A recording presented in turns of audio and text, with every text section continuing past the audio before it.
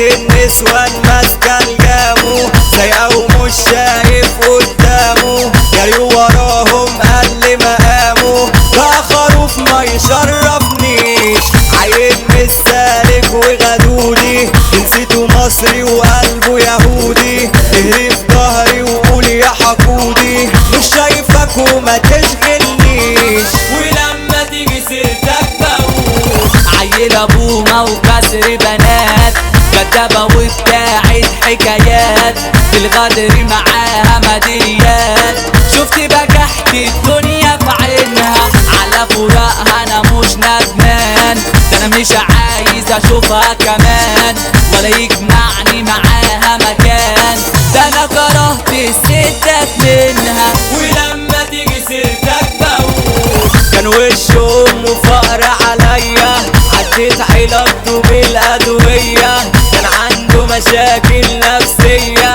يا ريت حد يعالجه اوام، الدنيا بعد منك جنه، لقينا اللي يقدر جمالنا، الفرح دق بابنا وجالنا، وعايشين احلى الايام، ولما تيجي سيرتك بقول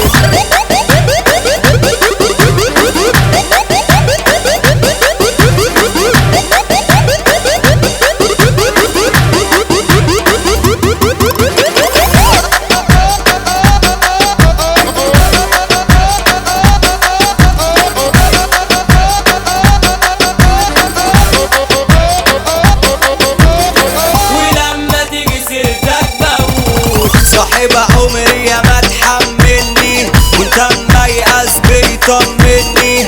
التاني اللي مكملني، اللي طلعت بيه من الايام، هو في كفة لوحده وطبة، دايرة رجولة ودايرة محبة، عمره ما شال ولا قال ولا خبى، دايما يسعى انا اكون قدام، ولما تيجي سيرتك بقول تبعدي عني تسوء احوالي، عايزك تبقي معايا حلالي، شايفك بنتي وام عيالي، لا ما يلزمنيش غيرك لا، قولي لابوكي حاجي ومش سايبك، بلغي اصحابك وحبايبك، ان انا عيلتي هتبقى انا سايبك، وابقى جوزك يا نوتيلا، ولما تيجي سيرتك بقول وش الخير والبركة يا سيدهم، على كيفك اتدلع يا كارتهم، انت يا حلو بتلغي وجودهم، ومغطي عليهم